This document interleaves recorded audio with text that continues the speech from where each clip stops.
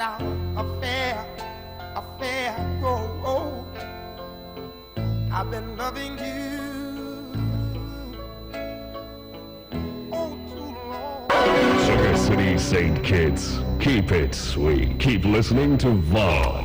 A very pleasant good afternoon to you. I'm Everett Weber Herbert, welcoming you to a very special edition of a one-on-one interview with the Premier of Nevis, the Honorable Mark Brantley.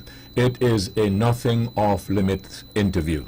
I welcome all of you, of our listeners and viewers on our Facebook page and YouTube channel to this one-on-one interview with the Premier of Nevis and the Federal Minister of Foreign Affairs and Aviation in the unity-led administration for St. Kitts and Nevis, the Honorable Mark Brantley. Mr. Brantley is the federal representative for Nevis 9 in the Federal Assembly and the candidate for the Concerned Citizens Movement, which he currently leads in the general elections, which is scheduled for Friday, June 5th, 2020. It is against this backdrop that this interview is being held. Firstly, let me thank the Honorable Premier and his party to agreeing to participate in this event so as to enable you, our listeners, and indeed the general public at large, to hear and engage him as he and his party seek to represent you. We have been here at Vaughan Radio conducting these exercises for the past 31 years. We believe that everyone knows that all parties and candidates have an open invitation to be a part of our programming with the main aim to assist you, the general public, and the voters with the necessary information to assist you with making informed decisions. We encourage you to listen critically. You will be afforded the opportunity to ask questions or make a comment on 1-869-469-1616 or 1-869-469-1700. We ask you, first of all, to be very respectful of yourself and to others, and we ask you, nevertheless, to be forceful with your point. As we begin this interview with the Premier, the Honorable Mark Brantley, and the leader of the Concerned Citizens Movement, and the incumbent candidate for Nevis 9 in the federal election scheduled for June 5th, 2020, I underscore that all parties and candidates have an open invitation. Now, before we introduce the Honorable Premier, here are the rules of engagement for this interview. The interview will last for 90 minutes. Premier Brantley will be given the first 10 minutes to make an opening argument, indeed to make his case. I will then pose questions on the various pertinent areas. Premier Brantley will have 2 minutes to answer each question. If necessary, there will be follow-up questions. This will continue for the first 60 minutes. We will then take questions from you, the general public, in the last 30 minutes on the phone calls that we indicated, the phone numbers rather, 1-869-469-1616 and or 1700. We ask that you organize your question or comment. Be brief but forceful and respectful. The Honorable Premier will have the final 5 minutes to make his closing argument as to why you, the voter, should vote for him and indeed his party on election day, June 5th, 2020. Mr. Brantley, the Honorable Premier, thank you very much for accepting our invitation and for joining us this afternoon. Delighted to be here with you, delighted to be here with your audience. I know that this station is widely listened to across the island, across the country, across the region, and across the world. I feel that this is a privilege that has been accorded to me to come here and have a conversation with you as a veteran journalist, somebody who has been doing this for quite some time, but also to open myself up to comments and questions from the general public. Elections are a serious matter, and our people are being asked on Friday next to go to the polls and elect the government and elect the representatives that they wish to represent them. I have said that this is a matter of competence, it is a matter of our track record, it's a matter of character, And ultimately, it is for our people to determine which team presents for them the best candidates, the people who have the best embodiment of competence, character, and ability, and who on their record have demonstrated that they put our people first. Elections are about that choice, and so we are inviting our people on June 5th, next Friday, to go out in their large numbers and vote overwhelmingly for the Concerned Citizens Movement. Why are we asking our people to do that? I think that's a fair question. That is, as they say, where the rubber meets the road. We're asking our people to do that for a number of reasons. One, we feel that the CCM has demonstrated over the years that we put our people first. That when we say people matter most, it is not only a mantra, it is not only a slogan, it is how the party operates and how we have sought to govern. Look around our island, you will see that virtually all of our major infrastructural projects have been built by us and for us. Our truckers, our backhoe operators, our heavy equipment operators, generally our contractors, all have been pressed into service to build Nevis. We have that record. It was a record started by the Honorable Vance Amory, and it is a record that I have been privileged as leader of the CCM to continue. In addition, we have been at the federal level now for a short 5 years. The CCM took a decision in 2015 to join with the People's Action Movement and the People's Labour Party to form Team Unity. And what a 5 years it has been. We have had benefits to the island of Nevis like we have never had in our history. And if time permits, I will just list a few, just to remind our people of how far we have come in 5 years. We have been able, for example, for the first time in our history, to have ambassadors and foreign service personnel from Nevis appointed, who are now leading our embassies and our high commissions overseas. I believe the people of Nevis ought to be concerned that until I became foreign minister and until Team Unity got into government in 2015, that never before in the history of our country had any individual, no matter how qualified, been appointed to such a position. I am proud that from Bath Village, we have His Excellency Dr. Everson Hull as our ambassador to the OAS in Washington, D.C. I am proud that from Rice's Village in Gingerland, we have Her Excellency Sherry Tross as our High Commissioner to Ottawa in Canada. I am proud that through our efforts, we have our Minister Councillor, Elsa Wilkin and Brister from the great parish of St. James, who's serving in our High Commission in London. I am proud that from Hamilton, we have Theo Wallace, a young dynamic diplomat, serving us in Ottawa. I am proud that in addition to those, we have been able to hire quite a few Nevisians who are now in the Foreign Service and making an excellent contribution to this country. Many of them are multilingual, exceptionally well trained, but prior to 2015 had never been given an opportunity. That has changed. I am proud that since 2015, at our insistence, we now have representatives on the SIDF board. We now have the chairman of Social Security from Nevis. We have the supervisor of elections from Nevis. We have the commissioner of police from Nevis. We have the speaker of the National Assembly from Nevis. These are all novelties for the people of Nevis. Why has this happened? It has happened because we said that the people of Nevis were not less than. And if the country of St. Kitts and Nevis were ever to achieve its fullest potential, we had to capitalize on all of the human capital that we had available to us, those on St. Kitts and those on Nevis. And so we have sought to build our people, to expose our people, in training, in scholarships for our young people. Our young people are now going throughout the world to get a university education at no cost to them and their families. We have had some spectacular successes in foreign affairs. The United States of America, for example, has now said to us that so good is our relationship that if you had a U.S. visa before, you no longer have to travel to Barbados to renew it.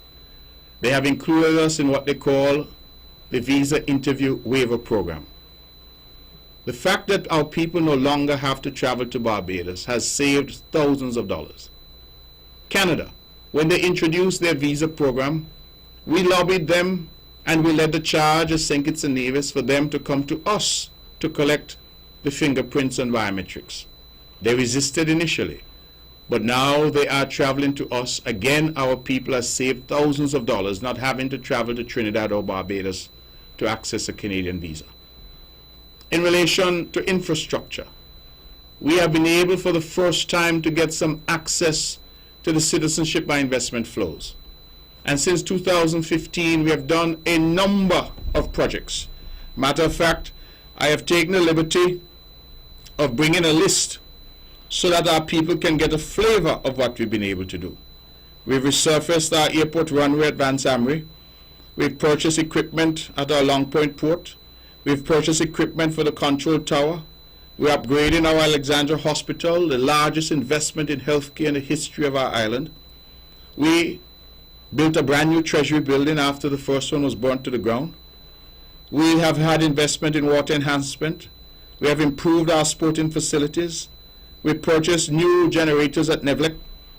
We have built a new water taxi pier and the Mondo athletic track that our young people now enjoy. All of those projects to the tune of some $54,500,000 were facilitated in the last 5 years because CCM said, as a member of Team Unity, the people of Nevis must have access to our passport money. We have not stopped there. We have ensured that our social safety net has been expanded so that families now who are earning below a certain threshold are able to access some $500 per month in what is referred to as a poverty alleviation program. We have removed VAT on food, on educational supplies, on funeral expenses. The situation that existed prior was that even when our people died, they still had to pay tax because tax was levied on funeral expenses. We have done away with all that. And so grieving families now have some space, some room, some relief from the taxman. All of these have been accomplishments, including that we have created history in the country and ensured that for the last 4 years, each and every year, our civil servants got a double salary. Hitherto, double salaries were only paid during election time. Now, they have become routine that each year as the country does well and the economy performs, our civil servants are rewarded for their hard work with a double salary. Nowhere else in our region has that been done. And so I think that the record of the CCM as part of the federal government is critical as our people go to the polls. I will end by saying that the reason why we are asking you to strengthen our hand, the reason why we are asking that you give us all 3 seats to go to St. Kitts is because we know that we need a strong voice in Bastia. We know that the 3 gentlemen who have presented themselves, the Honorable Alexis Jeffers, the Honorable Eric Evelyn, and I, that we have the necessary competence, capacity, strength, and we have, most of all, the love of Nevis and the passion for our people that will allow us to represent Nevis in a fulsome way. We must go to St. Kitts and to Bastia to sit at the table and to speak with one voice, to sing, as I have said, the same hymn, from the same hymn sheet, from the same pew and in the same church. That the days of some of us agitating for Nevis and others saying Nevis doesn't need anything, that we ought to put those days behind us and allow the people of Nevis to have the fullest and best representation that they can at the seat of government in Church Street. I will leave it there for now, but certainly look forward to this conversation today. All right, thank you, Mr. Brantley. The first question is on the topic of the upcoming elections. You're the Premier of Nevis, a position you attained as a result of a local or Nevis Island Assembly elections, which was held on December 17, 2017.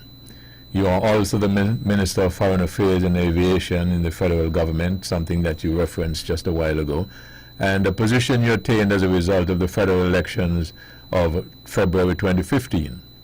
You are now vying to defend that seat on June 5th, 2020. What is the difference between a representation in the Nevis Island Assembly and by extension the Nevis Island Administration and the Federal Assembly and by extension in the federal government? 2 minutes. The difference is that we clearly have a clear demarcation between what we call local issues that are dealt with by the Nevis Island Administration and federal issues that are dealt with in Bastia at the federal level. The federal issues are usually in relation to the island of Nevis, matters of defense, national security, matters of foreign representation, and of course the issue of policy when it comes to education and health in relation to the entire country, the entire federation. Local matters are largely concerned with local infrastructure, building roads and bridges and buildings, our healthcare sector, and setting out, for example, things like NEVLEC and water. All of those are local issues. I believe that the Constitution, as it is structured, really puts a tremendous level of authority in the hands of the Nevis Island Administration to deal with those issues that are germane to the island and exclusively to the island. Beyond that, we get into the realm of federal issues. And so, for example, when we talk about crime and national security, that is a federal issue. I am very pleased that yesterday I saw some numbers which suggest that crime on Nevis is the lowest that it has been in the past 14 years. I think not enough is said about that we have been able, through the grace of God, to find a way to reduce crime, particularly violent crime, to the point now where it is the lowest that it has been in 14 years. That is a federal issue. When we look at representation, the fact that in my 5 years as foreign minister, I've been able to move the St. Kitts Nevis passport and the strength of that passport through an expansion of our bilateral engagements with various countries and our visa waiver arrangements to the second most powerful passport in the entire region, second only to Barbados. I believe that those are the types of accomplishments at the federal level that we must concern ourselves with in this election. I want to stay on that for a little bit because it is my conclusion, having done interviews and talk shows and talk with people for over a number of years, that there is some misunderstanding as to the purpose and the reason for the federal representation. Indeed, on the campaign trail, there is the argument that it perhaps is not necessary for, let's say, someone who is in the Nevis Island government to also be in the federal government. And so the specific question is, what is the constitutional dictate for a person to be a representative in the Nevis Island Assembly and at the same time be a representative in the Federal Assembly, whether on the opposition or government benches? The Constitution dictates what the Constitution says about that. And the B part of the question, state some advantages or disadvantages of the same person representing Nevis in the federal parliament or government, both on the government benches and also on the opposition benches. You've been on both sides. Yes. Now I'll give you an extra 2 minutes to answer that question, since I put it in two parts. Okay. Well, the question is an interesting question. The Constitution that, as we all know, came into being on the 19th of September 1983, when we achieved independence and became a nation, that Constitution dictates what happens. I've heard a lot of argument now, recently, argument of recent vintage, speaking to the correctness or otherwise, the propriety or otherwise, of the same individual contesting a seat locally and federally. I will say a few things on that. First, the Constitution allows it. I will remind our viewing and listening audience that that Constitution came into effect, as I have said, on the 19th of September 1983. At that time, that constitution was drafted by a PAM NRP government. In fact, history will show that the Concerned Citizens Movement, the party that I'm now privileged to lead, was not even yet formed in 1983. To put it differently, the CCM had nothing to do with the Constitution and what the Constitution provides. The ability of an individual to contest seats both federally and locally is a constitutional provision that has allowed the people of Nevis over the years to have, if they so choose, the same representative federally and locally. And we all know our history. Our national hero, the Right Excellent Sir Simeon Daniel, was at one point famously both the Premier of Nevis and the Minister of Finance in St. Kitts. He was so beloved by the people of Nevis that they elected him to both the local and federal parliaments. Ivor Algernon Stevens, another stalwart of the NRP, was in a similar position. Ewell Swanston, another stalwart of the NRP, was in a similar position. Victor J. Martin, one of the great orators of our time, he was equally in that position, or I ought to say he tried to get himself into that position, because while a member of the local assembly, he contested a federal seat but was unsuccessful. Joseph Parry was at one point in both parliaments, Nevis and St. Kitts. I mentioned those because those are on the NRP side.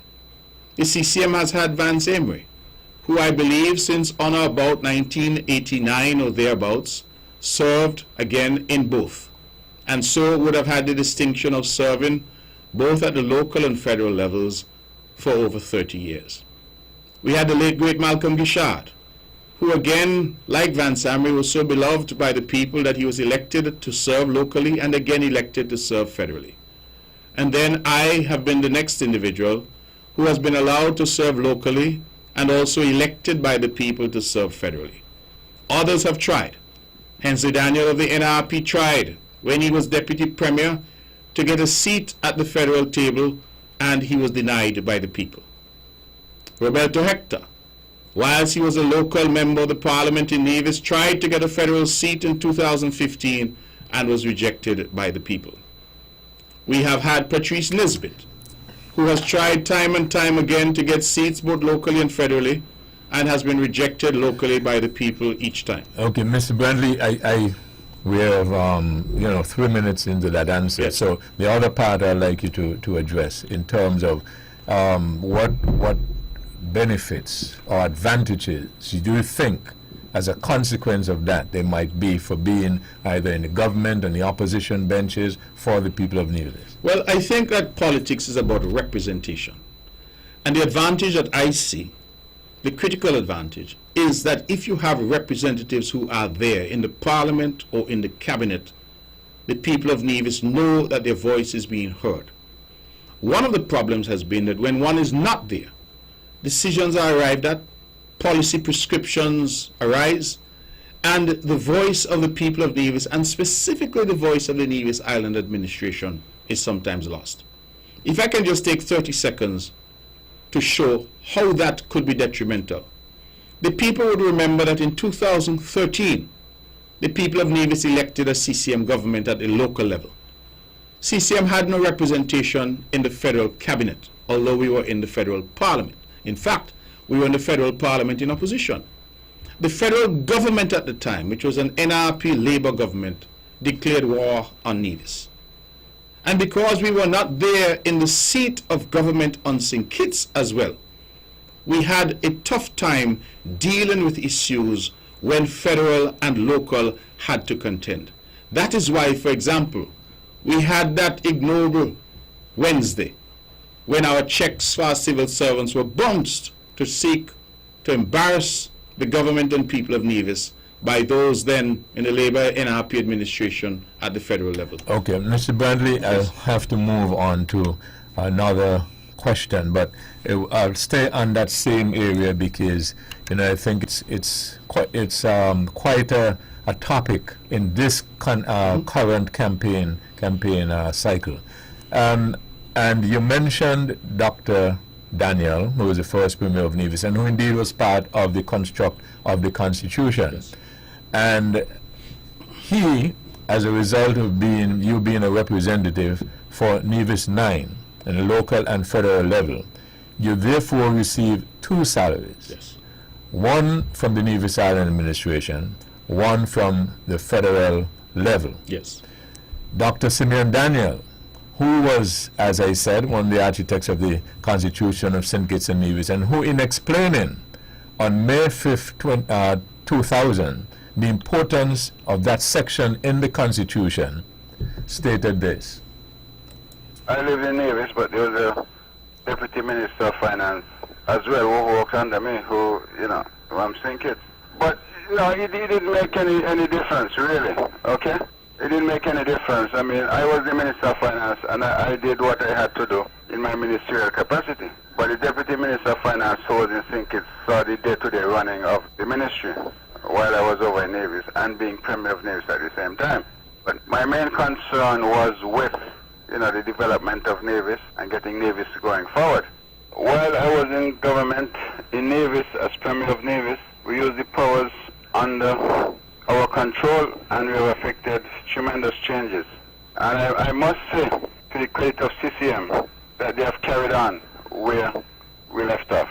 So that was his explanation in terms of defending his position as a Premier of Nevis at the local level, and the Minister of Finance on St. Kitts at the same time. Yes. You have come under fire. Edric Stanley would say missiles across your bow. Face attack for having both roles, that is the Premier of Nevis and the Minister of Foreign Affairs and Aviation in the federal government, accepting 2 salaries. Some of the comments include, and I'm sure that you've heard them, include you're too greedy, no one man can do 2 jobs at the same time, etc., etc. How do you respond to that? Well, Webber, I respond this way, that those who are the chief architects of the complaints and the attacks have themselves either been in that position or have sought to put themselves in that position. And it is only after they have failed time and time and time again have they now come to this argument that something is wrong with a constitutional provision that was put there by the Nevis Reformation Party. I believe that the people need to think of this in this way. I did not select myself. I offered myself to our people as a candidate in a free and fair election. And our people said, just as they did for Dr. Daniel and Ivor Stephen, just as they did for Joseph Parry and Van Sammy, just as they did for Malcolm Richard, they said, Mr. Brantley, we have sufficient confidence in you. We think that you can handle the work.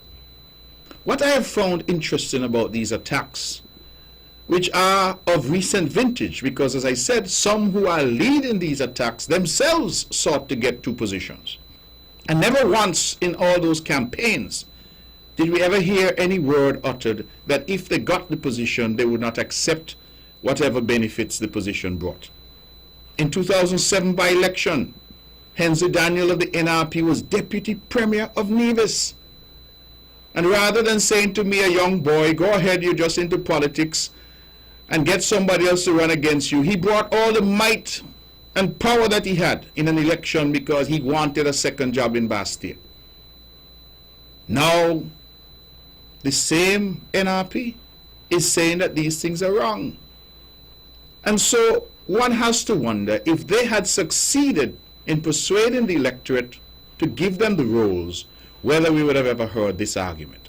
That aside for the moment, what I find fascinating about this particular argument, Webber, is that at no point have they questioned my competence or my achievements in the positions. So people say, oh, nobody can work 2 jobs in 8 hours. And my response to that is I do not work 8 hours. I work 24 hours a day. Okay, we got to leave that, Yes. but here's a follow-up. You said that they have not questioned your competence and so on. Have they, in the argument, questioned the constitutionality of... No. They have not questioned So either my competence or the constitutionality or legality. How could they question the constitutionality when they're the ones who made the Constitution? So you think it's personal against Mark Brantley, since you are arguing that it came up of late as you became... You think it has a basis where some people argue, rightly or not, that you're rich? Well, I don't know, Webo, and if we are debating questions of rich or otherwise, I think that the only relevance of being rich or otherwise is for us to determine how did one get to where one is. And I have always said, and I've made it public and bold to say, that whatever little that God has blessed me with, He blessed me, fortunately for me, with it before I entered politics. And so there could be no conflation of those two issues.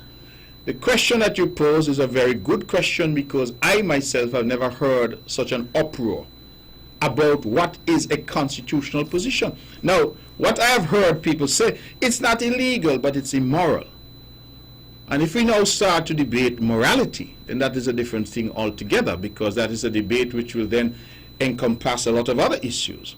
I think that our history is what it is, and the benefits that accrue from having a particular position are what they are, provided by law, and allowing our people every 5 years to determine whether or not these individuals who bring themselves have the necessary competence, the necessary character, and the necessary track record to elect them to serve.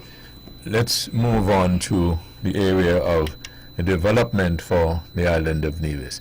As part of your manifesto, the unity arrangement during the 2015 campaign, there was a Charlestown Accord. You remember that? Yes. Signed in heavy pomp and circumstance at the courthouse apron, now called the Theodore L. Hobson High Court. This, in principle, had the Nevis, how Nevis should attain its fair share of federal resources. That was sort of the blueprint, correct? Yes. On July 18, 2020, Prime Minister Harris made a statement suggesting that more than $200 million in financial support has been already provided to Nevis under the Team Unity government. A part, of course, when Vance Amory was the premier, and another section now with you as premier. Is that correct? A. And B, your opponents say you as premier cannot account for the $200 million in financial resources. Can you? I think that, again, that argument is entirely facetious. It is what I think in the modern language we would call fake news. First of all, monies that come into Nevis are accounted for. That is why we have the budget. That is why we have audited accounts. I would remind those who are prepared to criticize this government that the NRP from 2006 to 2013 did not produce a single audited report, contrary to the Constitution. It is this government, CCM government, that has brought the government's accounts up to date. So if people want to know if monies have been accounted for, you check the independent auditor's report, because that is the check that is there for government. But the first question directly, is it correct that about $200 million in financial resources from the time of the Team Unity administration has been sent to Nevis? Yes, in fact, that is correct, because we have had a number of projects and a number of transfers that have occurred from the SIDF and from the Citizenship by Investment Program. And quickly, can you give the public an indication of where and how they can see? For instance, I think earlier you were mentioning the Treasury building, etc. So Right. can you give them an account in that way? Sure, very quickly, we've resurfaced the airport runway, $2 million. Purchase of equipment at Long Point, $1 million. Equipment for the control tower, $1.5 million. Alexandra Hospital upgrade, $9 million. Renovation of the Treasury building, $6.5 million. Water enhancement project, $2.5 million. Improvement of sporting facilities, $2.5 million. Diesel generators, $13.5 million. Water taxi pier, $6 million. Mondo athletic track, $10 million. Geothermal power, I believe that was $8 million. We have had a double salary for 4 years. That came up to $30.29 million over the 4 years. We have had an initial transfer in 2015 of $25 million, which was used in part for the Newcastle police station and used in part for housing and road development on the island. We have had Culturama bills of 2017 and 2019 that were dealt with. So all of these monthly transfers that came, etc., would go into that figure, the overall figure of $200 million. I want, however, Weber, if I may be allowed, to make this point. And that is that I have been, as I like to say, amused and bemused that Nivisions have criticized the receipt by Nevis of some of the citizenship by investment proceeds. This $200 million is not Sinkit's money. It is not tax money raised in Sinkit's. These are some of the proceeds of the citizenship by investment program. And for far too long, the people of Nevis have been locked out. Our history is important. From 2010 until 2015, when there was an NRP Labour administration in the seat of government in St. Kitts, the SIDF received $1.2 billion. When we look at 2013, the audited reports of the SIDF, for example, we realize that in St. Kitts, they got $95 million in grants and loans. Skelec, for example, got $31+ million to fix electricity problems down there. A grant. You know what Nevis got in that same time when NRP was at the table? $10 million. One $6 million loan at 5%, and one $4,084,000 loan at 6%. So the people of Nevis were forced to borrow citizenship by investment money, while the people of St. Kitts got it for free. That cannot be right. And so we said, no, the people of Nevis now must be able to get a share. And let me go further and say, Webo, and I say it with no water in my mouth, that we are still not getting a fair share. We're getting a share, to be sure. Our share is demonstrably more than it used to be. But when one looks at how much money is brought into the country from citizenship by investment, we go back to the Charleston Accord. And had the Charleston Accord in its full rigor been applied, then the people of Nevis would have got up to twice or perhaps even 3 times the amount of money that we have actually received. And so people talk about $200 million in the context of saying, oh, that's a lot of money. Let us remember, a check didn't come over for $200 million, you know. This money came in pieces over a period of years. When the Prime Minister spoke, he was speaking about a period of 4 years that money had come. And so we must recognize that that $200 million, significant as it may sound over 4 years, is but a small portion of the monies that poured into Bastia through the citizenship by investment program. Okay, Mr. Brown, I'm trying to press along to see how much, you know, we can give the listeners as much time as possible to engage you with their questions are concerned. Let's go to the question of your the ministries that you had oversight for in the federal administration and position, the seat that you're trying to defend successfully. Are you going to do that? Am I going to do it what? successfully? I think so. Okay, Yes. Foreign affairs and aviation. Yes. That was your portfolio in the last Unity administration. You have on the campaign trail and elsewhere highlighted your exploits in these areas, as you just did even a little while ago. Yes.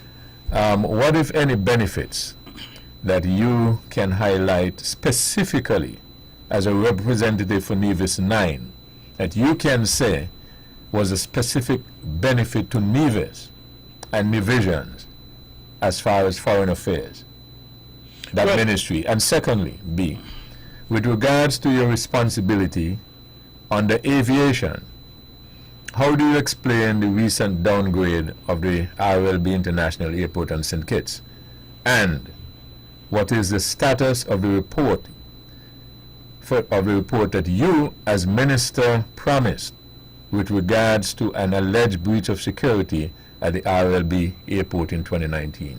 Now, I'll give you extra time because I've put a number of questions into one. Okay, let me try and remember your questions and deal with The them first one, sequentially. you might have made some reference, but it was a couple of specific Right. things that divisions have benefited as you as a foreign minister. The second one, well, do that first. Okay.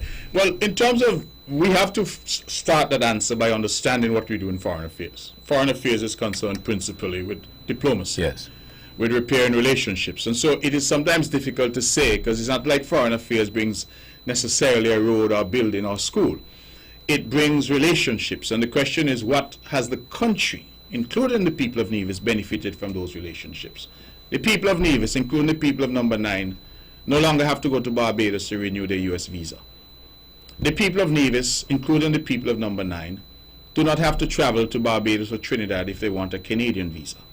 Those were two things that I'm very proud that we were able to achieve. Our young people, including many from the constituency of Number 9, are now studying at universities abroad as a result of free scholarships that have been made available by governments in relationship with us as we expand our bilateral relations. We are just about embarking on the construction of the park at Pinnis, a national park funded in large measure by the government of the Republic of China on Taiwan. A project that I'm proud of because we have talked about it for a long time, but we were able to achieve it. Indeed, the president of Taiwan, for the first time in the history of Nevis, Taiwanese presidents have visited before, they've never made it over to Nevis. For the first time, a president came to Nevis and we had the symbolic breaking of the sod last year. I'm proud that that project, when completed, will be a monument to the relationship that we've enjoyed. Okay, with regards to your responsibility in aviation, Yes. because we don't get a lot about that, Yes. and I'll give you an extra minute if you like to point out for us something, on the aviation, because as I said, we hear more about your exploits in terms of the foreign affairs. Now, with regards to responsibility on the aviation, how do you explain the recent downgrade of the RLB International Airport? And B, what is the status of the report that you as minister promised with regards to an alleged breach of security at the RLB in 2019, at the RLB airport in 2019? Okay, the first part first. How do I explain the downgrade? Yes. Again, the public should be aware that St. Kitts and Nevis is part of the Eastern Caribbean Civil Aviation Authority, ECA, that is based in Antigua. Like the Central Bank, like the East Caribbean Securities Exchange, etc. These are regional organizations. What was downgraded was ECA. And so I want to make that clear. The downgrade that was done by the FAA, that is the U.S. authorities, had nothing to do specifically with RLB. What they downgraded was the organization of ECA. And as a result, all the airports that ECA manages would suffer from that downgrade. And the downgrade that was done had nothing to do with safety and security. It was purely what they identified as regulatory lapses on ECA's part. And that had to do in part with some of the OECS countries. I won't get into the details of which ones, but some had not passed all the legislation and guidelines that they should have passed. I can tell you that St. Kitts and Nevis was not among those. But So it when- had nothing to do with infrastructure? Nothing. Nothing to do with infrastructure, nothing to do with safety and security. It had to do with regulatory oversight and the fact that in some of the OECS countries they had not passed the legislation and the regulations that the FAA required. And so as a result, if any organization is only as good as the weakest link, I think we can accept that. So if one of the countries did not do what they were supposed to do. Then they downgraded ECA. And as a consequence, since ECA manages all of these airports and has oversight over all these airports, then the OECS as a region was downgraded. But we would not be correct to say that RLB had any deficiencies, because that is not accurate.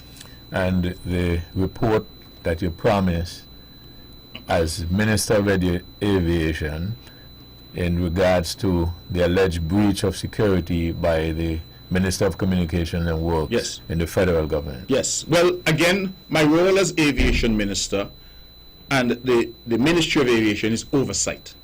It's regulatory. The airport is actually governed by SCASPA, which is entirely different ministry, and Minister Ian Patches-Liburd was the minister for SCASPA. Now, there was an allegation that there was some breach of security at the airport. You keep saying in your question that I promised a report. I did do as I promised. A report was produced, an investigation was done, and our aviation specialist who works in my ministry would have produced a report and passed that report through the permanent secretary to me. Upon receipt of that report, I deposited that report with the Prime Minister, for the Prime Minister then to share that report with the Cabinet and with whomsoever else the Prime Minister, the leader of the country, saw it fit to do so.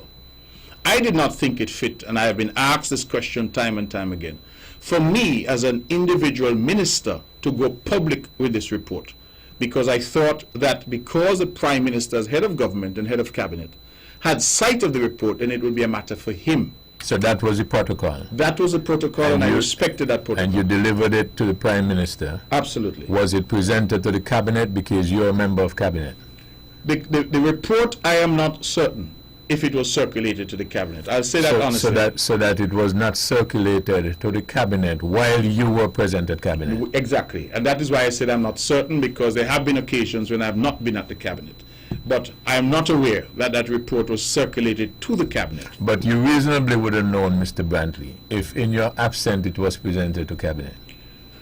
Sometimes, because it depends on how something is presented. There are times when Cabinet things are tabled which are not necessarily on the Cabinet agenda. And they wouldn't show up in the minutes. Not so that necessarily. It depends on what. That is why I'm cautious in the way I answer this, because I know that when one makes public statements, one has to be certain.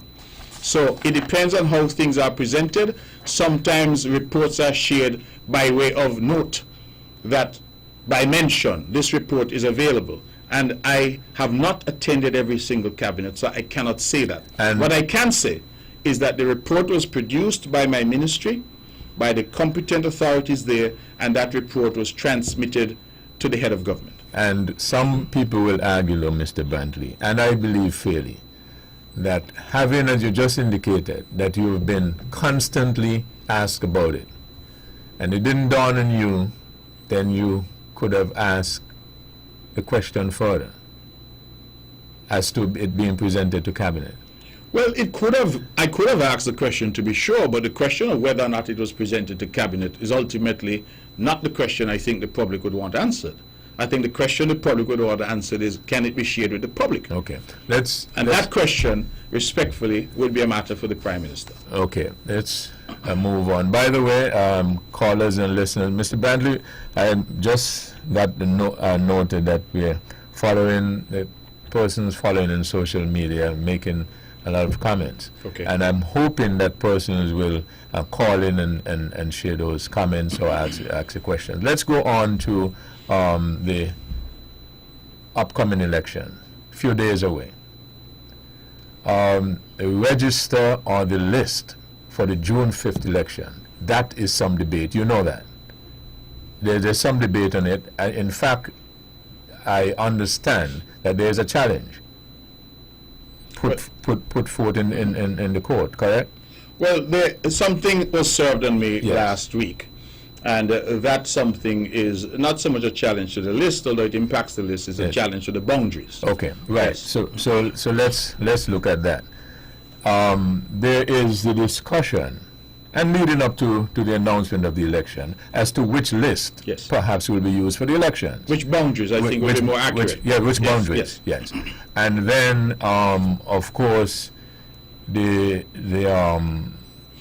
remember in 2015, with regards to which boundaries should be used, the Privy Council was asked to hear a challenge, right, which was put on then by your team to the then Prime Minister, Dr. Douglas, who had, the new boundaries. You remember that? Yes, very well. Okay. Now, let's listen to what the Lord Justice said in his ruling with regards to those boundaries. It is determined and ordered that, firstly, the list to be used in the said election is and shall be that existing prior to and apart from the proclamation bearing the reference number 2 of 2015, purportedly issued and published by the Governor-General in Extraordinary Gazette number 3 bearing the date 16th January 2015. Second, any effect which the said proclamation would continue otherwise to have, whether in relation to any other election or otherwise, is hereby suspended until further order. All further questions regarding the said proclamation or otherwise, and all questions of costs, be reserved. You're a lawyer, and some say a very good one at that. And the only question I'll ask you, in reference to that, what do you make of that? The way I understood that was that the proclamation that purportedly was used by the Douglas regime to change the boundaries, that proclamation was of no effect to change the boundaries in 2015. And that proclamation, it said, would be subject to further order. My understanding is that no further order has been made in the past 5 years. What this matter that was filed last week, this application is trying to do after 5 years, is to ask the court now to make an order. So the further order that the Lordship there would have spoken to, that has never happened. It has not yet happened. And so last week they're asking now for that further order to be made, and they're saying that the case should be deemed abandoned and that the proclamation, that is the Douglas proclamation, should now come into effect. Well, let me ask if you know. Then if that further order is made by this High Court, what's the protocol or the procedure? Can it be challenged if, let's say, you did not like it because it was served on you, and then it challenged and it ends back up to the Privy Council? Yes, short answer is yes, and that is why I think the timing of it is so suspect.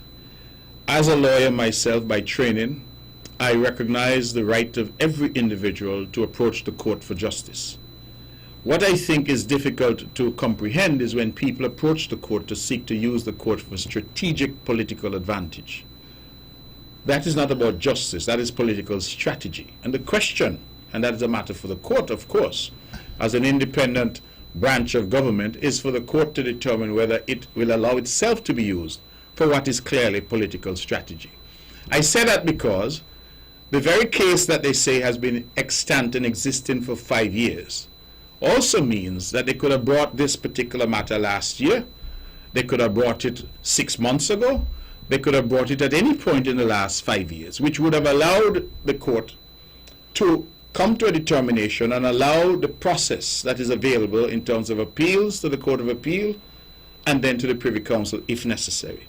The fact that they chose to bring it in the afternoon after nomination suggests to me that this is all about political strategy and has nothing to do with the justice of the case. Talking about political strategy, there's also a case that is, I think, ongoing on St. Kitts, and that is reference to the current situation with the state of emergency and all that. How much of that to you also is political strategy or not? Well, that too is political strategy because we all know what we have been dealing with. We know what we've been dealing with in our island and in our country in relation to COVID-19. We have seen the news from New York, and all of us have had family and friends impacted by COVID-19. It has been a global pandemic as declared by the World Health Organization. And the provisions that were put in place, the regulations that were put in place, were designed by our health professionals to protect us. The opposition argue that it's illegal, are they? I think that they are demonstrably legal.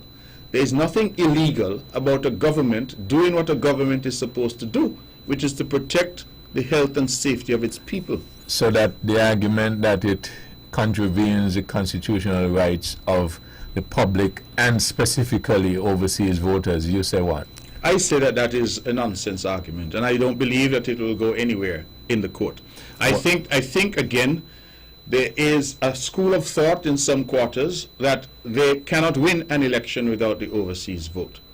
And as a consequence, they are seeking to bring in people from overseas at all costs, regardless of the risk to them, our brothers and sisters overseas, and the inherent risk to us who are here at home. You advance the argument that unity construct in its first 5 years was good for the Federation of St. Kitts and Nevis. And on the campaign trail, you point out a number of reasons why, and you've just indicated a number of reasons why as well. Going forward and in the latter part of that administration, there's been seepage and undertones that there is a leadership struggle in the unity administration. Indeed, it is made up of 3 political parties. The leaders, of course, the current Prime Minister, Dr. Harris, the leader of the People's Labour Party. The Deputy Prime Minister, the Honorable Sean Richards, the leader of the People's Action Movement. Lindsey Grant was the immediate past leader of the People's Action Movement, and you are the leader of the Concerned Citizens Movement. 4 leaders. And of course, some may argue that there are still other leaders who, perhaps are not leader of the party. And so it is said, and that there is some leadership struggle. And it is further said that you also are embroiled in it. Well, once we enter public life, Webo, and we are politicians in particular, one thing I've learned is that we have no control over what people will say. My response to that is simply to say, show me the evidence. Because for some journalist or some blogger to say that there is a leadership struggle, then where is the evidence of that leadership struggle? What we have had is a number of people have been talking and seeking to create a leadership struggle by virtue of the sound and fury that comes from their lips and from their pens. I have not seen any leadership struggle. I believe that the government has performed admirably. I think the Prime Minister, just most recently in the COVID-19 pandemic, has demonstrated the type of leadership that the country needed. And so we have to be careful that people speaking about matters is not taken as factual, because in all the debate and the discussion, nobody has ever said once that Mark Brantley has said to them that there's a leadership struggle. I have not heard it said that Lindsey Grant or Sean Richards or Timothy Harris has said there's a leadership struggle. And sometimes I think there are members out there who are in the interest of creating mischief, seek to articulate these things and to point to what is fictional and then try to treat it as fact. As you said, you mentioned the fictional and so on and so forth. And running out of my time, let me ask you in terms of the fake news. You've been around for a while. You joined us here almost 20 years ago on the Heavyweight Show, and we're trying to get certain information out to the public. Are you concerned of the speed in which the fake news and so on is seemingly getting the advantage? I am concerned, I think, because fake news plays into something that is embedded in our psyche. Somebody said to me the other day that if you said there was a bad accident down the road and there are pictures, that goes around far faster than if you say a young man or a young woman graduated from university first in class. Bad news always travels faster. And when people try to get something salacious out there, it travels. For example, the Nevis airport has been closed. Not one soul has been allowed into the Van Samer International Airport since the 25th of March when the borders were closed. Save and except flights that were allowed to come in to take people out. So put differently, we were allowed to People who wanted to leave could leave, but nobody could enter. But I see voice notes and things going around saying how many planes are landing over there on a daily basis, bringing in voters, and all kinds of things are being alleged. I agree with you that fake news is a danger. How we deal with it is a different question, because we have now all these devices and gadgets. Everybody now is their own reporter. Everybody now can give an opinion. And as a consequence, we have to manage that carefully. And the only way I think you can manage it is for the real news and those engaged in disseminating accurate information to do so quickly and do so consistently. Let me go to the lines. 869-469-1616-1700. Quickly, as I wait for our first caller, who's going to win the election? I think that the Concerned Citizens Movement of Nevis will win all 3 seats, because I believe that the people of Nevis have seen the representation that we offer, and I think the people understand that these are serious elections, and in going into post-COVID, we need serious people to attend to our island and to our country. I am not close enough to the situation on St. Kitts because, of course, I have been focused entirely on Nevis, but I am advised by my colleagues in St. Kitts that the Unity members in St. Kitts will prevail and will defeat the Labour Party. That is what they've advised me. Many of them are politicians who are veterans compared to me, and so I take them at their word. What we have done in Nevis in this campaign, we have said that we will focus our attention exclusively on the island of Nevis. We will talk to our people, we will walk the streets, we will knock on doors, and we will make the case as to why people should go out on June 5th and why they should vote overwhelmingly for the Concerned Citizens Movement. We have excellent candidates, hard workers, people whose characters, competence are unquestionable. And so we invite our people to go out and to keep the momentum. Our numbers for the Premier for question or comment: 1-869-469-1616 and or 1700. You have what you can do. We're suggesting you can organize yourself, write your question down. So to get in, you take as little time as possible so we can accommodate as many of you as we can. 1-869-469-1616 and or 1700. Mr. Brandley, while nobody has called yet, let me ask this. There is more than the normal interest now. In fact, it seems that there is more interest in number 11 than the other 2 seats in Nevis. Well, I think that people feel that the other 2 seats are safely CCM seats. I say feel because my own view in relation to politics is we do not take anything for granted. The seat that is really the contest is number 11. And I believe that the Honorable Alexis Jeffers has brought that margin down to a point where that seat is clearly in striking distance. The last time, 5 years ago, he lost that seat by 92 votes. I think in that time, we have had an opportunity to see him at work.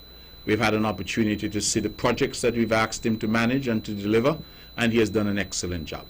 His opponent, equally, who has been in the federal parliament now for 20 years, and who has been in government as Attorney General and now, later, as Minister of Foreign Affairs and Labor, cannot point to a single accomplishment, either for the people of number 11 or for the people of Nevis or for the Federation in his 20 years in Parliament. And so the people of number 11 have an easy decision, in my view, to make. And that is, do they send someone back for another 5 years, to give them 25 years, when for the past 20 they've had no results?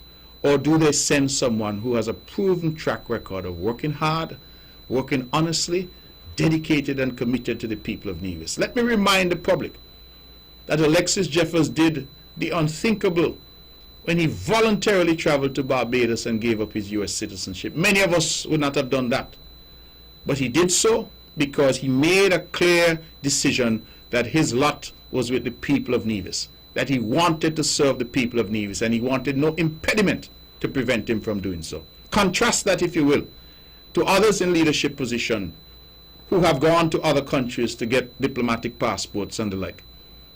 Alexis Jeffers has demonstrated his love and his commitment to the people, and I believe the people of number 11 are now ready to give him that opportunity to serve them in Bastille so that he can continue the incredible work that he has started.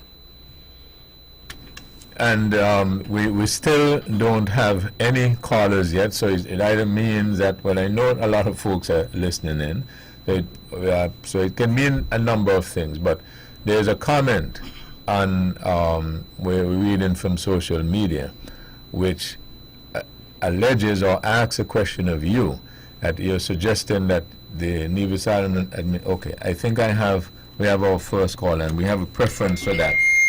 Very sorry about that. Good evening, good afternoon, thank you for holding. You're on the air for the Premier. Good afternoon. Good afternoon, Mr. Premier. Yes, good afternoon. My question to you, what is status on the geothermal issue? The geothermal issue, the developers are indicating that they've finally been able to find the financing. In matter of fact, prior to the lockdown from COVID, at the site in Hamilton, they had started clearing the site in preparation to move the project forward. Clearly, with COVID, we have been under lockdown, and so we have had no forward movement in the last few months as a consequence of that. I am optimistic that that project will finally take root and that we can get the benefits after all these years of waiting of cheaper, cleaner electricity. Okay, good afternoon, you're on the air for the Honorable Premier. Hello, you're on the air? Okay, I'm very sorry. Call, please be patient with us. Call back 469-1616 or 1700. Good afternoon. Thank you for holding. Hi, good afternoon. I'd like to ask Mr. Brantley a question. Yes. Yes, Mr. Brantley, my question is, the COVID-19 pandemic and the voting, do we anticipate that it's going to take maybe about a day and a half to get the votes in? Well, that call is an excellent question, but that would be a matter for the supervisor of elections and his team. The supervisor has indicated to me that, for example, they are increasing the number of polling divisions and polling stations in order to ensure that people do not have to spend a long time in the lines. How that is going to look, I think we will know a bit more on Tuesday, when I expect that he will be able to publish where the polling stations are going to be. In my own district, I know I'm told that we have some 18 polling stations. I believe in Gingerland they have 6, and then over in St. James there will be another 10. So the largest constituencies are number 8 and number 9, and both of those will have 18 polling divisions. So the idea is to get more manpower, get more polling divisions, and hopefully to allow our people to vote in an orderly way and to get every vote counted. My advice to our people is to go out as early as possible and get their vote cast and out of the way. Some people like to go to work and then go to travel and then come back. I think go early, get your vote cast, vote for the party of your choice, and make sure that you exercise your franchise. Thank you very much. Oh, thank you, caller. Mr. Brantley, as a follow-up on that, don't you think it's perhaps better if things like these, for instance, you just mentioning that you understand they will be increasing the number of polling divisions and so on, I think it's perhaps might be better served if the public were informed of certain things much earlier, and even with the boundaries, when the boundaries were changed at the last minute. Do you think it serves the public well? In terms of timing? I will answer you this way. I do not think it serves the public well. I think the public should have as much information as possible. But I'm sympathetic to the supervisor of elections and his team, because the election was called and the shortest possible constitutional and legal time was given. So it's not that if you had 90 days or whatever to prepare for the election. Once the election is called, the Prime Minister announces the date. That is the point at time of which, of course, people go into overdrive. Perhaps if this election was called earlier this year before COVID, we wouldn't have this conversation. Perhaps if it was called later this year and closer to the August drop-off date, then things might have improved. But that is the prerogative of the Prime Minister. And having called the election, The supervisor and his team, I know, are trying to work out the logistics in a short space of time. Right, but I was not indicating who should get the blame. The bottom line is that the public, is. Good evening. Thank you for holding. Yes, good afternoon. My question is also concerning the geothermal. Would you be willing to ask that the federal government take over the geothermal if you are nominated? Thank you. Right, thank you. Well, the geothermal resource is located on Nevis. If you look at it as gold or diamonds, it's located on the island of Nevis. It is an asset that is a Nevisian asset. No different to say Brimstone Hill is a Kittitian asset because it's located on the island of St. Kitts.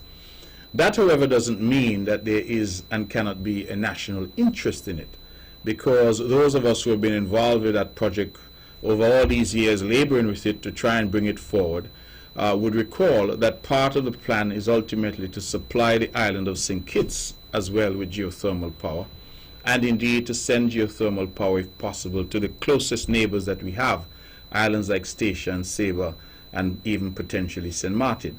So the idea behind the federal government having a role is not a bad idea, but we have to remember that the people of Nevis own this resource because it is located on the island of And Nevis. specifically taking it over? Well, taking it over, I don't think that would be even countenanced. Okay. Good evening. Thank you for holding you on the air for the Honorable Premier. Good evening, Mr. Herbert. Wait, it's for today, right? Yes, you're on the air. Okay, I'll hold then. You're on the air. Go ahead, please. Oh, good afternoon. I have a question for Mr. Brantley. Mr. Brantley, concerning the elections, persons still have to stay 6 feet apart. Well, what will happen with persons with disabilities, especially those who are blind? And my other concern is the ink, the dipping in the ink back and forth. I'll listen off line. Okay, thank you. Okay, again, those are questions that are coming to me, but they're really questions for the supervisor. I want the public to understand that the Premier of Nevis doesn't manage and doesn't control elections. That is an independent process. So questions of how the lines are going to be dealt with, ink, and all of those are questions for the supervisor of elections, not for me. I would, however, believe that the supervisor and his team are putting every precaution in place, because I know that they have the benefit of the advice from the medical and technical personnel who have been guiding us through this COVID-19 pandemic. Rest assured that our position as government is that our people must be protected. Rest assured that we want our people to make their mark, to go out and exercise their franchise, but to be safe when they're doing so. And I anticipate that when the supervisor speaks, he will speak to those matters. The numbers are 1-869-469-1616 and or 1700 for your question or comment with the Premier of Nevis, Honorable Mark Brantley. He's also the candidate for Nevis 9 in the upcoming elections on June 5th and the leader of the Concerned Citizens Movement. So those are the numbers to call. Mr. Brantley, quickly, I didn't get a chance to go into it in more detail, but since we have a moment now, but I don't have a moment now, but so let me go to the lines. Good evening. Thank you for calling. You're on the air for the Honorable Premier. Hi, Mr. Bradley. Just another question I want to ask. The distribution of the mask. I realize that the process is taking a really long time. I mean, the mass has been here on the island for how long? I'm not even sure about, 3 weeks now? And I think they have done, 2 parishes so far? Okay, caller, if you have been listening carefully, what we said was that we had not received all of the masks. Because of shipping issues, the masks have been sitting abroad now for weeks and weeks, and when we finally started to receive them, we received small quantities, not the entire shipment. We took a decision that we will distribute as we got them. And so the initial quantity that we received, I think, was over 3,000, and we thought that St. Paul's initially and then St. Thomas's could be covered. That was the view of the technical people that are handling it, and they covered those 2 parishes. We have since got an additional 5,000 plus masks, and I believe that between yesterday and today, that they are covering the parish of St. John and moving upwards into Gingerland. So the mass distribution is continuing, but the difficulty is that we've been hampered by the shipping. It has not all come together. We have had, for example, we had only black and blue mass, a sort of pale blue mass that were handed out in St. Paul's and St. Thomas's. I am now learning that nearly all that have arrived over the last few days are red. Those were the three colors. So most of the people in St. John's now are getting a red mask, simply because that is how we have got them. DHL has been trying their best with us, but there's a terrible backlog. So that is what has led to the delay. It's not as if we've had them sitting down and not distributing them. Okay. I never said that. Okay, thank you very much. Good evening, you're on the air for the Honorable Premier. Yes, good afternoon, Weber, strange voice. And good afternoon, my friend-in-law, Mr. Brantley. How are you, my friend?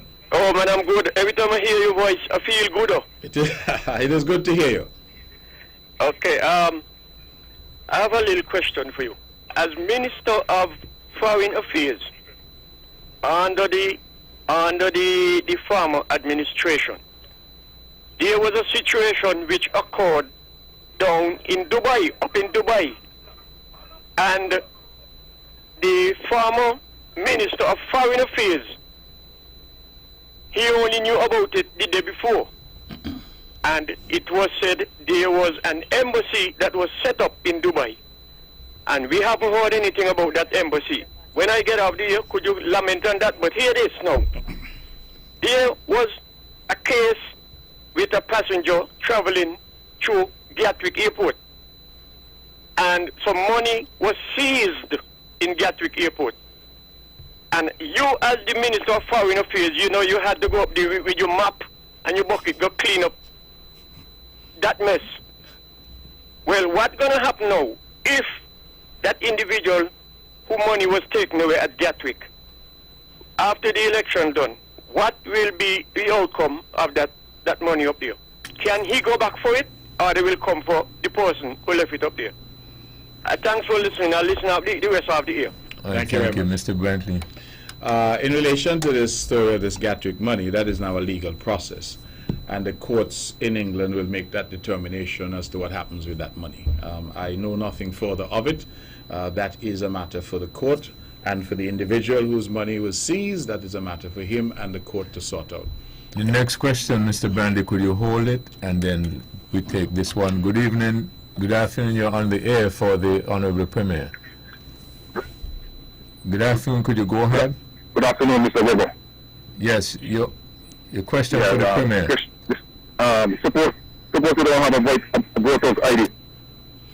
Well, that's an excellent question. What I will tell you is that what the law says is that once you're registered to vote, you can vote with your voter's ID, or you can vote with a valid passport, or you can vote with a driver's license, or you can vote with your social security card. So any piece of official government ID, whether it's passport, social security card, driver's license, you can vote with that. Of course, if you have your voter's ID, that is preferable. And if you do not have it, you can go to the office there at the electoral office and have it done. They do it on the spot. I had mine done last week, and you get it right away. But if that is not possible, no problem. Once your name is on the list, you shall be entitled to vote using any form of government-issued ID. And quickly to the earlier question about an embassy in Dubai. What we opened in Dubai was a consulate, not an embassy. And of course, there was some controversy at that time. We have since, I think, managed that situation. The consulate is still there. Our Consul General is Justin Hawley, a young man from St. Kitts. And I think that we've been doing a good job in representing our citizens in the UAE, the United Arab Emirates, and the Middle East. Okay. Good afternoon. You're on the air for the Honorable Premier. Good afternoon. I would just like to let you know that the mask was given out in Coal Hill this afternoon. Okay. All right. Thank you very much. Good afternoon. You're on the air for the Honorable Premier. Good afternoon, Weber. Good afternoon, Mr. Brantley. Could you speak much louder? I wanted to ask Mr. Brantley a question. in connection with the petition that Alexis Jeffers had in 2012. In that petition, it said, among other things. Caller, are you moving around or something? No. Yeah, okay. Okay, let me shift a bit. Yes. I was saying, in the petition that Alexis Jeffers and the CCM had in 2012, that petition said, among other things, that the election of Patrice Nisbet is bad for democracy. And if Patrice was elected in most houses, that would put too much power in Patrice's hand. What has changed now? How do Mr. Branley, how will he deal with that question? And the second issue, is he aware of the petition and did he sign it? Okay, let me deal with the second question first. I was not aware of any petition. Certainly it was not a CCM petition. I certainly did not sign any petition. What I will say, however, is that I have heard of this petition, largely from the opposing party here, that this petition was circulated in that last election. My answer to that is a very simple answer. This election is about who the people feel is most competent to represent them in Bastia. And I think that the Honorable Patrice Nisbet has demonstrated over the past 20 years that he lacks the necessary competence, the necessary vision, the necessary commitment to the people of that constituency to serve them and serve them effectively. Consider, if you will, that when Patrice Nisbet became a member of government federally from 2010 until 2015, the only thing that we have found that he did during that time is he provided a job as an advisor to his friend Hector. And he and Hector thereafter, we recently discovered, acquired some land for themselves in West Bastia. Beyond that, I challenge you to find me one thing that he has done for the people of number 11 and the people of Nevis generally. Somebody, for example, when I asked that question, said that he ought to get credit for the one-to-one laptop program. I know that was not his initiative, it was not his program, but let us give him the credit for that, because he was part of the government that implemented it. What else can you point to? 20 years. Should you give him another 5? If in 20 years you have not produced, it is time, I believe, for the people of number 11 to change direction, change course, and invest in someone who has demonstrated that they have the competence. So that is the way I see that. I wasn't aware of a petition. I'm not going to get caught up in any talk about petitions.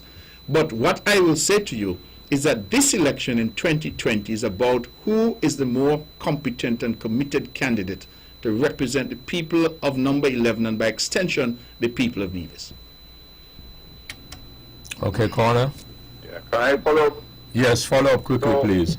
So, I would like to ask Mr. Brantley. That petition was in the October 2012. I don't remember the exact month, but I will get a copy for him and I would make it available to him. So what do you say about the whole idea of too much power being in one person's hand? Well, as I said, for me, the question is not a question of power. It is what one does with that power. If you are in power to serve yourself, then there is a problem that I have there, because you ask people to give you an opportunity to serve them, not to serve yourself. Some may look at me and say, well, Mark Brantley has a lot of power. Perhaps that is true. The question is, what do I do with that power? Do I go out and seek to enrich myself, or do I try to build the people around me? Do I try to uplift our people and serve people? Send young people to university, help them to be the best that they can be, inspire our people to be better than they are.